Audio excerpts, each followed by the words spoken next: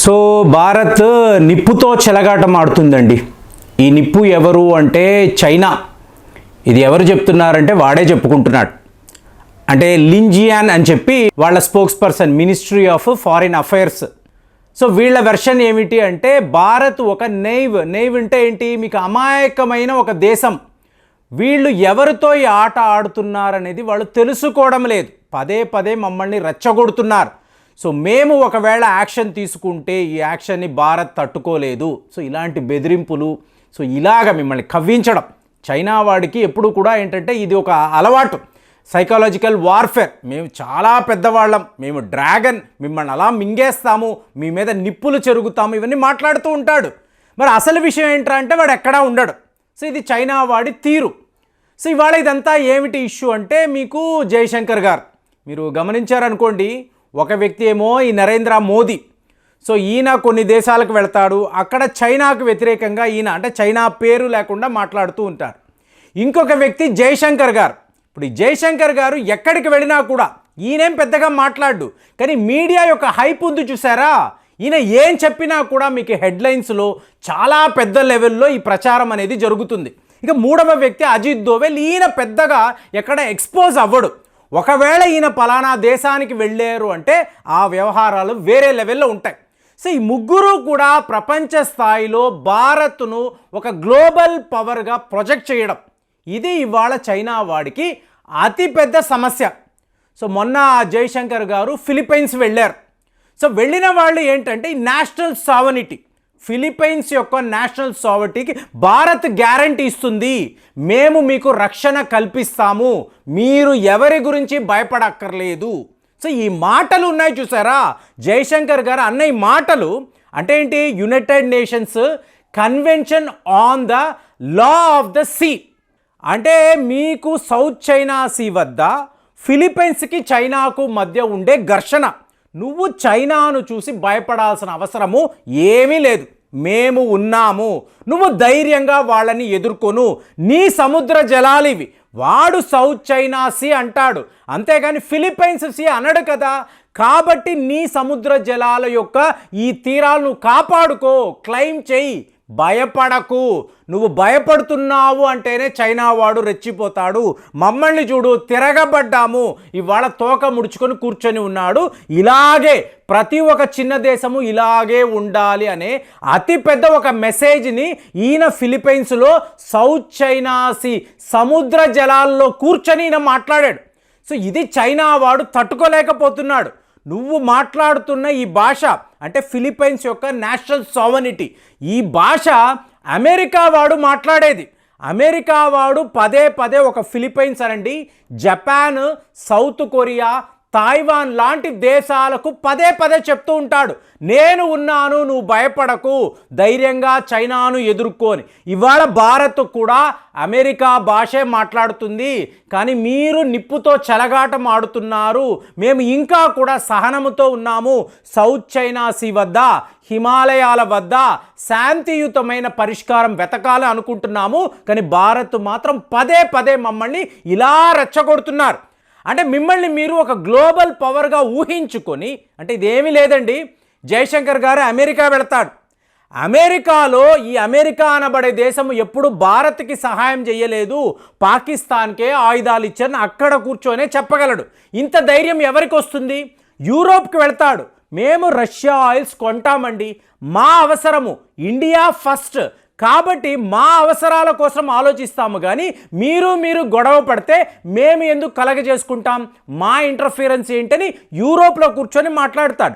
Middle east మీకు Iran వెళ్తాడు, Iran వెళ్ళి పాకిస్తాన్ చేస్తున్న తీవ్రవాదం గురించి, అంటే ప్రపంచంలో నలుమూలలా వెళ్ళి భారత్ యొక్క వైఖరి ఏంటి, భారత్ యొక్క ఈ ఫారిన్ పాలసీ ఏంటి, మనం ఒక గ్లోబల్ పవర్గా ఎలాగ వీళ్ళను తీర్చిదిద్దాలని ఆలోచిస్తున్నాం. ఈ పనే యునైటెడ్ నేషన్స్లో కూడా మన యొక్క ఫారిన్ పాలసీ ఎలా ఉంటుందంటే, యునైటెడ్ నేషన్స్లో రిఫార్మేషన్ అనేది రావాలి.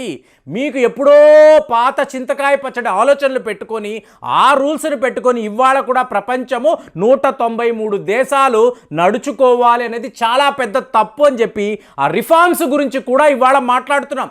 ఎటు చూసినా కూడా భారత్ యొక్క హవా అనేది ప్రపంచానికి క్లియర్గా, ఇంకా యుక్రెయిన్ యొక్క ఫారిన్ మినిస్టర్ కూడా నేను భారత్ వస్తున్నాను, మీతో మాట్లాడతాను, ఏంటి రష్యా గురించి, యుద్ధం గురించి.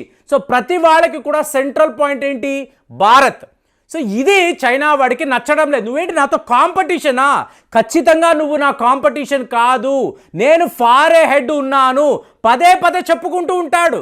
సరే చెప్తున్నావురా, దీనికి నువ్వు చూపిస్తున్న జీడిపి ఏంటి, నీ ఎకనామిక్ కండిషన్స్ ఏంటి, ప్రపంచంలో నీకున్న మిత్రులు ఎంత, శత్రువులు ఎంత? నువ్వు 4-5 ఏళ్లలో ఎంతమంది శత్రువుల్ని పెంచుకున్నావు? 9 అనడంతో ఒక 10 దేశాలతో నీకు శత్రుత్వం ఉంది. ఒక్క లడాక్ అనడంతో భారత్ లాంటి ఒక శక్తివంతమైన దేశంతో కూడా నువ్వు శత్రుత్వాన్ని పెంచుకున్నావు. ఎటు చూసినా కూడా నీకు ఎనిమీసే ఉన్నారు, మీకు పరమ చెత్త దేశాలు. ఒక పాకిస్తాన్ అనండి, ఒక నార్త్ కొరియా అనండి, ఇలాంటి దేశాలతోనే నీకు ఫ్రెండ్షిప్. అలాంటిది ఫిలిప్పైన్స్కి ఇవాళ ఒక్క బ్రహ్మోస్ ఇవ్వడం కాదండి, $3 బిలియన్ వర్త్ ఆఫ్ వ్యాపారము వాళ్ళతో జరిగింది. మోరోవర్ సౌత్ చైనా సీ వద్ద ఉన్న ఘర్షణ, ఈ ఘర్షణకి సపోర్ట్ ఎవరు?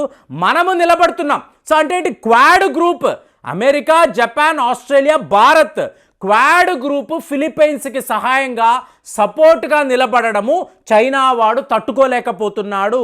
ఇదే పని రేపు మీరు తైవాన్ విషయంలో కూడా చేస్తే, మీకు సముద్ర జలాలు అన్నప్పుడు, ఎక్స్క్లూజివ్ ఎకనామిక్ జోన్ అన్నప్పుడు ఇది చైనాకు ఫిలిప్పైన్స్కి సంబంధించిన వ్యవహారము.